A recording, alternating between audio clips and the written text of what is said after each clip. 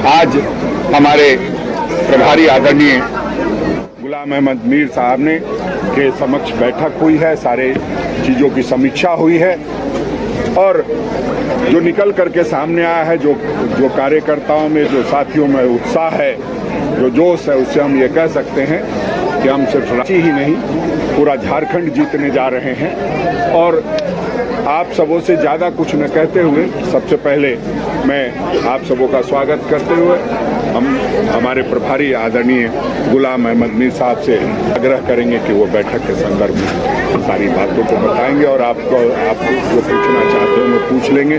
आदरणीय सुबोध कांत साहब जी भी हमारे साथ बैठे हैं। आदरणीय गुलाम अहमद मीर साहब। अध्यक्ष जी और सुबोध जी और आप सब भाई लोग, आज तो एक नई शुरुआत। यूँ तो मैं 3 महीने से रांची और झारखंड अलग अलग मिशन में आए। भारत जोड़ो न्याय यात्रा एक सबसे बड़ा प्रोग्राम था और वो सफलतापूर्वक झारखंड में से अच्छा कामयाबी के साथ पासान हुआ उड़ीसा। और उसके बाद में जो गवर्नमेंट की यहाँ पर उथल पुथल थी और वो फेज़ भी कुल मिलाकर ठीक निकला। कोशिशें की गई थी कि डिस्टेबलाइज झारखंड को किया जाए, और झारखंड वासियों ने और यहाँ के इलेक्टेड नुमाइंदों ने, खासकर कोalition के साथियों ने जिस खुशअस्लूबी के साथ में उस मामले को भी आगे बढ़ाया, स्टेबिलिटी वापस दी, तो वो अपनी जगह काम कर रहे हैं। अब तीसरा मिशन ऑलरेडी जहन में था और क्योंकि उसकी ओर ज़्यादा हम कर नहीं पा रहे थे, तो आज से लोकसभा चुनाव को लेकर जो हमारी संगठनात्मक तैयारियां हैं, मुझे खुशी है कि प्रदेश कांग्रेस, जिला कांग्रेस, सारे सीनियर लीडर्स ने पिछले कई महीनों से जो एक्सरसाइज आगे बढ़ाई है, उसकी सैंपलिंग हम ये आज से शुरू कर रहे हैं। जो कोऑर्डिनेशन कमेटीज़ बनाई गई है लोकसभा में, उनके प्रभारी बनाए गए हैं, सीनियर लोग बनाए गए हैं, तो उनसे आज हमारा ये इंटरेक्टिव दौर शुरू हुआ कि ग्राउंड पर बूथ लेवल तक किस तरह से आपने काम आगे बढ़ाया है, तो उसकी समीक्षा का आज ये प्रोग्राम था। एक दिन में 2 पार्लियामेंट में कोऑर्डिनेशन कमेटीज़ के साथ इंटरेक्ट करने का प्रोग्राम है हमारा 9 तारीख तक। तो फेज़ फर्स्ट में, फेज़ सेकंड में फिर कुछ और 4-5 लोकसभा सीटें रहेंगी, उसको थोड़ा ब्रेक देकर वहाँ पर भी जाएंगे। तो कुल मिलाकर आज के इस इंटरेक्शन में मुझे अच्छा लगा कि सबसे पहले अपना जो फोर्स है, जिनके बुनियाद पर, जिनके कंधों पर एक चुनाव जैसा मिशन आगे बढ़ाया जाता है, वो पार्टी ऑर्गेनाइजेशन का स्ट्रक्चर होता है। स्टेट हो, डिस्ट्रिक्ट लेवल हो और ब्लॉक पर हो, बूथ पर हो, ये अपना स्ट्रक्चर जब अपना कंधा मजबूत करके आगे निकलने की तैयारी करता है, तो चुनाव आसानी से जीता जाता है। और अपनी बात, और जो कांग्रेस की बात है, कांग्रेस का वचन है देश के सामने, राहुल गांधी जी ने, कांग्रेस पार्टी ने जो ऑलमोस्ट चीज़ें दी है, उनको आगे बढ़ाए। बाकी अगले साइड 10 साल का अन्याय काल वो लोग महसूस भी करते हैं और उसको भी थोड़ा याद कराएंगे।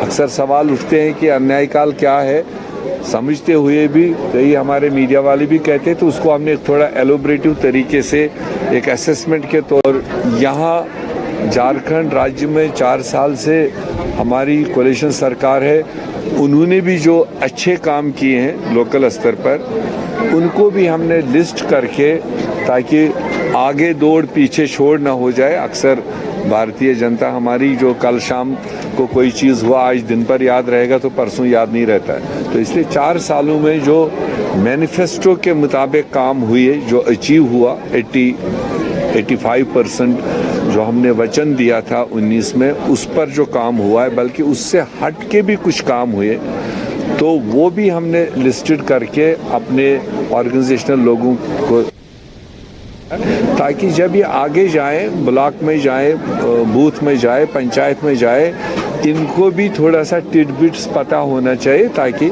आगे वो करें। तो ये कुल मिलाकर एक शॉर्ट पीरियड का एक इंटरेक्टिव प्रोग्राम था। नीचे से भी बात आई, कहीं दिक्कत क्या है, परेशानी क्या है, और लीडरों ने भी बहुत अच्छी तरह से अपना व्यू पॉइंट सामने रखा, जिससे वर्कर थोड़ा सा और जो नीचे काम करते हैं उनमें थोड़ी सी एनर्जी आती है और चुनाव का माहौल अच्छा है। मैंने बताया इनको, एक ही वर्ड मैंने कहा बीजेपी चाहे अपने आप को कितनी भी बड़ी पार्टी कहे, मीडिया से कहलवा दे, अपनी तारीफ करवा दे, मगर हकीकत ये है कि 40% से ज़्यादा अभी तक उनको एवरेज में वोट नहीं मिला। कुछ प्रांतों में थोड़ा परसेंटेज में ज़्यादा, कुछ प्रांतों में तो उनकी एग्जिस्टेंस नहीं। अगर आप टोटल देश का एवरेज देखेंगे तो 38% वोट को लेकर वो बैठे। उसका मतलब है 62% लोगों ने भाजपा को पहली प्रेफरेंस नहीं बनाया। वो 62% लोग जो है वो अलग अलग शेप में, अलग अलग पार्टी के शेप में, अलग अलग जगह पर है। तो उसी 62% वोट को इकट्ठे एक प्लेटफार्म देने के लिए तो इंडिया अलायंस बना, और जिसका सबसे बेहतरीन मिसाल यहाँ झारखंड में मिलेगा। जेएमएम और कांग्रेस हो, आरजेडी हो, सीपीआई हो, सीपीएम हो, जो उस गठबंधन के साथी हैं, तो उनके साथ बहुत बेहतरीन तरीके से यहाँ तालमेल चल रहा है, और हम सारे लोग मिल करके अपने उस वोट बैंक के सामने एक सीट में एक ही उम्मीदवार उतारने की पूरी हमारी तैयारी है, ताकि लोगों को वोट डालने में डबल थिंकिंग ना आ जाए। और यही पोजीशन देश में हमारे नेताओं का सोच है, और पूरी उम्मीद है 2024 के चुनाव के बाद इंडिया गठबंधन बहुत अच्छा रिजल्ट लेकर आएगी। देश समर्थन करेगा, प्रोग्रामों को समर्थन करेगा, और इन सारी आइडियोलॉजीज को आगे बढ़ाएंगे। ये कुल मिलाकर आज हमारा ये इंटरेक्शन था। सर, राज्यसभा का चुनाव जो झारखंड में 2 सीटों पर होना है, कांग्रेस के सांसद का भी कार्यकाल पूरा हो रहा है, तो क्या कांग्रेस इस बार उस सीट पर दावा करेगी? ये कांग्रेस और जेएमएम दोनों मिलकर के हमारी कोशिश है कि एक तरफ तो बहुत ज़्यादा है, रिक्वायरमेंट से ज़्यादा है, एक तरफ भी उनके पास फिगर तो है, तो फिर ऐसे में कई बार 2-2 कैंडिडेट उतारे जाते थे, तो वो ना हो, प्योरली मेरिट के बेसिस पर एक अपोजिशन को जाएगा, एक रूलिंग कॉम्बिनेशन को जाएगा। तो रूलिंग कॉम्बिनेशन का 1-2 दिन के बाद में फैसला आएगा, और मेरे ख्याल से इसमें कोई ज़्यादा हमको परेशानी नहीं है। लीडर हमारे पास भी है, सारे लीडर उनके पास भी है, बट उस पर बात चल रही है एक ही उम्मीदवार देने के लिए। वो किसके किस्मत में होगा उसके नाम में निकल आएगा और कंफर्टेबली जीत के जाएगा। लोकसभा एक्सरसाइज आज से आपको, लेकिन जो अलायंस आप लोग का है तो कितनी सीटें किस दल के पास गई, और जो कैंडिडेट का अनाउंसमेंट हुई, झारखंड में 11 बीजेपी ने अपने चेहरे आपके सामने रख दिए, यानी उनके कैंडिडेट मैदान में अब उतर गए। 11 में से मूल निवासी कितने हैं उनके? कुछ कैलकुलेशन किया?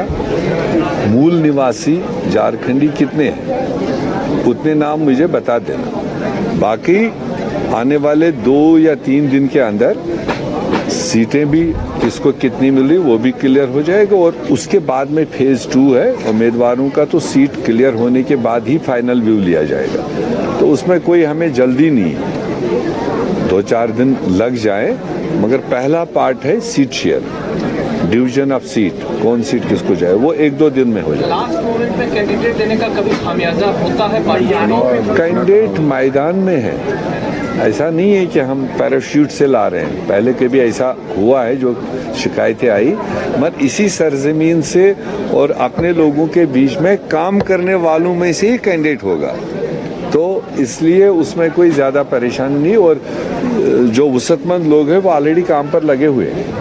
मीर साहब, एक सवाल है कि सामने वाला दल है बीजेपी, अगर हम और आपके पास वो कौन से ऐसे स्ट्रेटेजी, या हम ये कहें स्ट्रेटेजी तो आप नहीं बताएंगे मीडिया के सामने, तो वो कौन सा मजबूत पक्ष है जिसके दम पर आप कह रहे हैं कि हम पलट देंगे, कुछ अलग होने वाला है, ये क्या स्ट्रेटेजी? मतलब देखिए, किसी भी गठबंधन को, किसी भी दल को आगे इतने बड़े मुल्क में चलने के लिए पहला चीज होना चाहिए क्लियरिटी ऑफ लीडर। वो देश में घूम रहा है, कोई दो राय नहीं। उसके बाद नीति, वो कांग्रेस की नीति पिछले मतलब 7-8 दहाइयों से जो है, ना हम उससे पीछे हटे और ना हम उससे इनकार करें। हम सबको साथ लेकर चलने वाली पार्टी है, हिंदू हो, मुसलमान हो, सिख हो, ईसाई हो, बौद्ध हो। और उसके बाद प्रोग्राम, आपको मैंने इशारा दिया कि हमने थोड़ा सा लोकल स्तर पर लोगों के सामने रखा है। कांग्रेस किन चीज़ों की गारंटी दे रहा है if voted to power, including issues in the Jharkhand, वो भी लिया। और उसके बाद चौथा चीज होता है ऑर्गेनाइजेशनल स्ट्रक्चर। मेरे ख्याल से इतना बेहतरीन स्ट्रक्चर किसी पार्टी के पास नहीं। कोई फिगर जरूर बता दे, मिस कॉल से हमारा स्ट्रक्चर ज्यादा है, मगर यहाँ प्रैक्टिकल स्ट्रक्चर है। बूथ से लेकर, मंडल से लेकर, ब्लॉक से लेकर, डिस्ट्रिक्ट से लेकर, प्रदेश से लेकर ऑल इंडिया तक कंप्लीट लाइनअप है।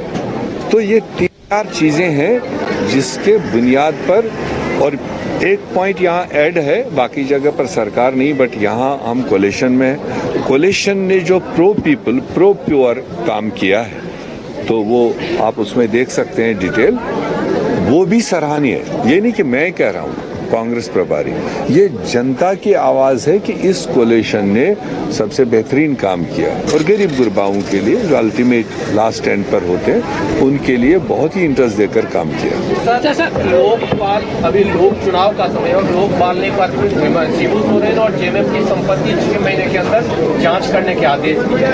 चुनाव के समय में इस आदेश को आप देखो, उससे पहले सुप्रीम कोर्ट ने भी एक ऑर्डर दिया था इलेक्टोरल बॉन्ड्स के लिए, टाइम बाउंड किया था। मेरे ख्याल से हम में से किसी ने उनको ये सवाल नहीं किया।